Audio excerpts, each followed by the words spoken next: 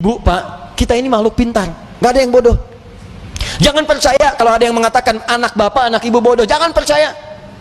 Sudah dilakukan penelitian di Amerika, di Universitas California. Hasilnya apa? Semua manusia pintar. 90% cerdas. 90%. 5% jenius. Jadi kalau ada yang merasa jenius, jangan bangga dulu, cuma 5%.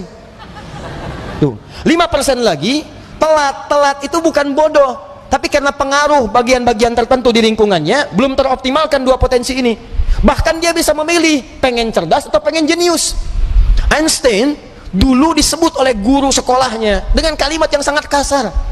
Gak berani saya ungkapkan di masjid karena rumah Allah, kasar sekali. Keluar dia dari sekolahnya, menemukan kitabnya Avicenna, dibaca oleh beliau. Yang dibaca kitab Al-Basair tentang kecepatan cahaya.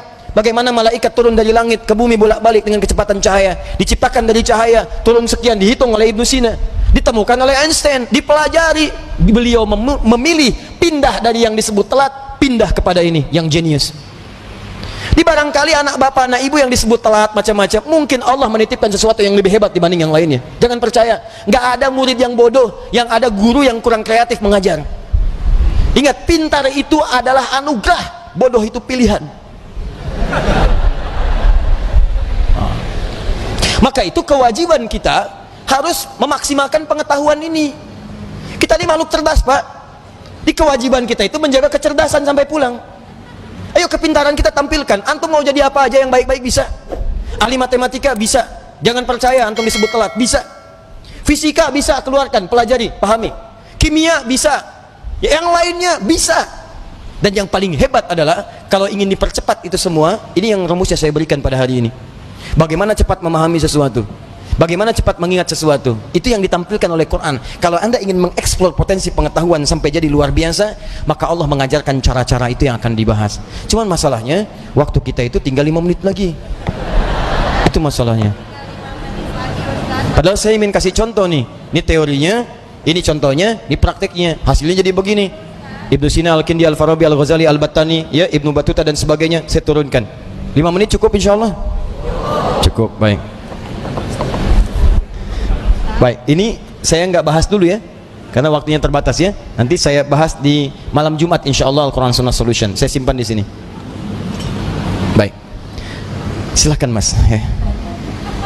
Jazakallah khair. Semoga Allah muliakan antum. Satu. Baik. Satu, cara cepatnya. Cara cepat ini Bapak Ibu bisa praktekkan kepada anak-anaknya nanti ya.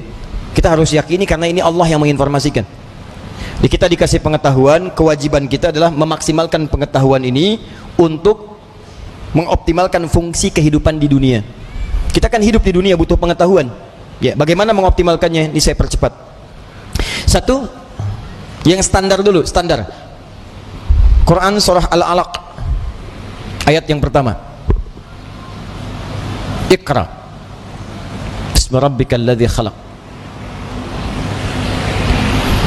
Secara sederhana, baca diartikan belajar. Orang Arab sekarang kalau menyebut Iqra, aina taqra, maksudnya aina tadrus, di mana belajar. Maka yang pertama, maaf kalau Anda muslim, Anda beriman, ya, beriman kepada Allah, yakin dengan kesempurnaan diri kita, kewajiban pertama untuk memaksimalkan pengetahuan, tidak boleh ada orang Islam yang tidak belajar, mesti belajar. Kemudian diturunkan lewat hadis Nabi sallallahu alaihi wasallam, lihat cara belajarnya, perhatikan caranya. Awas, bukan biasa. Talabul ilmi fardhatun ala kulli muslim. Belajar, menuntut pengetahuan, ilmu. Nabi mengatakan talabul ilmi. Nah, ini yang mau saya garis bawahi. Ini kadang-kadang suka jarang diterangkan syarahnya secara mendetil. Al-ilmu, talabul ilmi, mencari ilmu.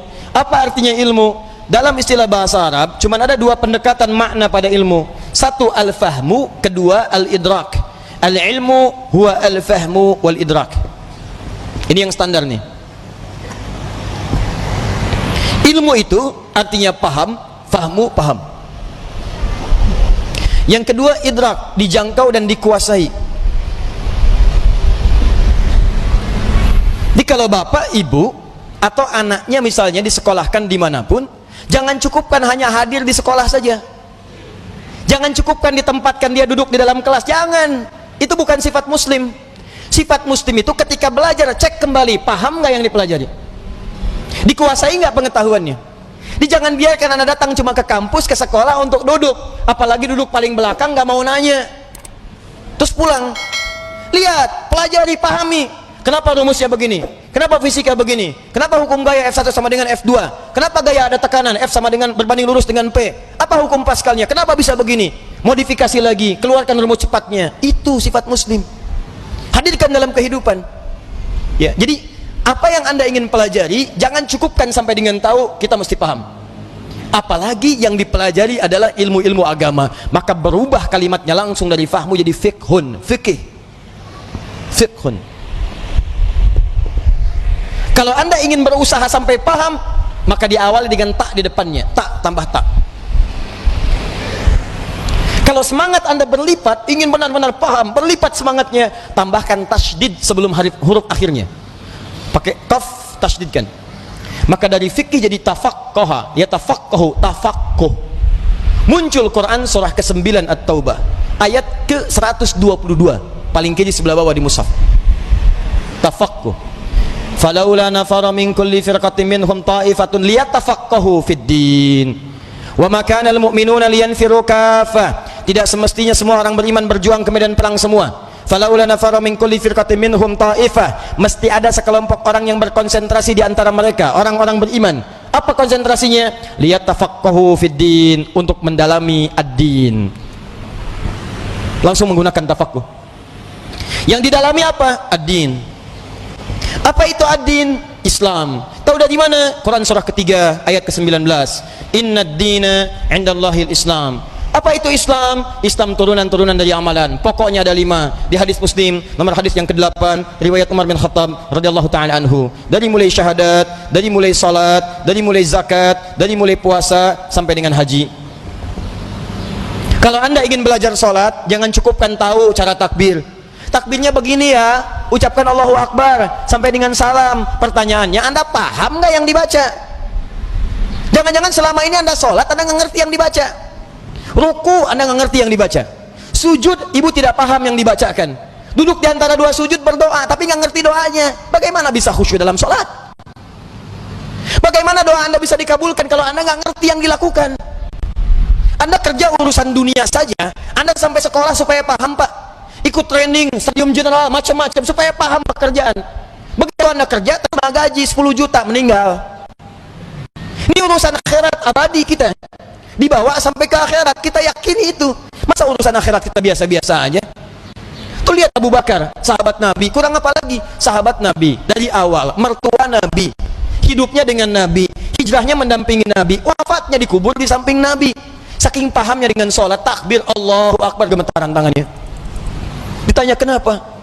Saya mengatakan Allahu Akbar, saya komitmen Allah yang paling besar, tapi saya takut ketika mengucapkan itu saya pernah merasa besar dalam kehidupan, sombong dari orang lain, merasa besar kepala dalam pasangan, merasa yang paling hebat dalam kehidupan, atau yang paling khusyuk dalam sholat. Saya takut, gemetaran Pak, saking pahamnya Allahu Akbar. Kita beda tipis tuh, ke puncak subuh-subuh gemetaran juga. Ya kita mau sampai kapan sholat gak paham? Haji itu, dari sekian yang haji berangkat, paham nggak yang dikerjakan? Tawaf dibaca bolak-balik, ngerti nggak? Paham nggak bacaannya? Saya kadang-kadang suka merasa sedih nih kalau situasi tawaf itu. Kenapa sih travel tidak mengajarkan sesuatu yang maksimal? Ayo, Anda akan ditanya oleh Allah Subhanahu Wa Taala. Mereka tuh sudah jual kebunnya, ada jual tanahnya, ada jual pakaian-pakaian untuk datang ke sana. Mereka punya hak untuk berhaji dengan benar. Jangan bebani dengan sesuatu yang tidak ada maksimal gitu. Itu kan doa tawaf cuma 2. Doa tawaf itu 2, Pak. 1 dari Hajar Aswad ke Maqam Ibrahim. Subhanallah, walhamdulillah, wala ilaha illallah, wallahu akbar. Itu ada kisahnya. Kalau bacanya benar, maka Allah akan anugerahkan jawaban doa setiap yang diminta, seperti Allah mengabulkan permintaan Nabi Ibrahim. Itu ada di surah Maryam kisahnya. Ada. Dari ayat 47 sampai ayat 50-nya. Ada kisahnya. Makanya kita berhenti di Maqam Ibrahim. Dari Maqam Ibrahim sampai dengan ke Rukun Yamani, bebas mau minta apa aja, nggak ada doa spesifik, bahkan boleh pakai bahasa Indonesia. Karena itu kita ditunggu, makanya belajar dulu fikihnya. Ini saya bacanya gimana cara bacanya ini? Subhanallah, alhamdulillah. Begitu Anda sampai Maqam Ibrahim, baca senyamannya. Minta, ada doa untuk orang tua, mungkin ibu Anda sedang meninggal dunia, dia butuh doa, ayah anda di alam kubur butuh doa, ayah anda hidup butuh doa, tetangga anda, anak anda, istri anda, itu kan kita mintakan. Sampai ke rukun yamani, ke Hajar Aswad, doanya kemudian oleh Allah Subhanahu wa Ta'ala diarahkan kepada yang maksimal.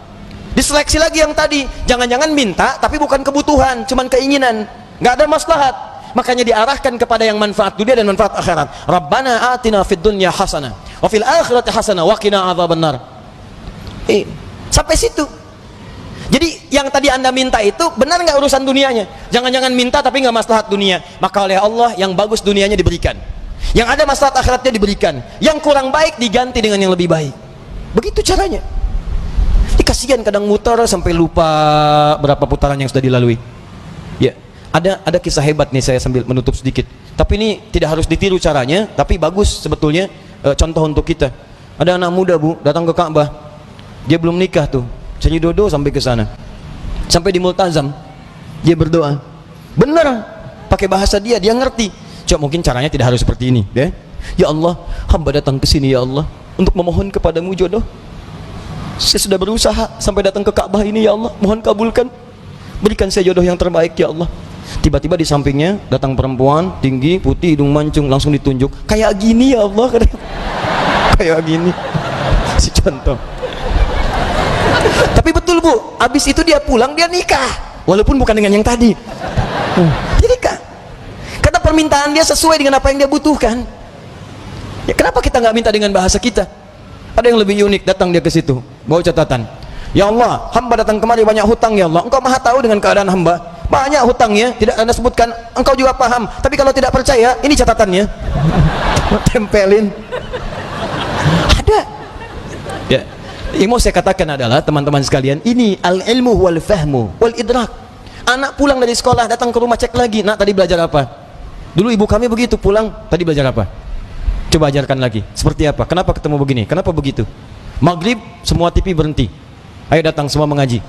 Mau lari kemanapun akan dikejar Bu. Saya pernah sembunyi di bawah lemari, dikejar. Cari, mana katanya?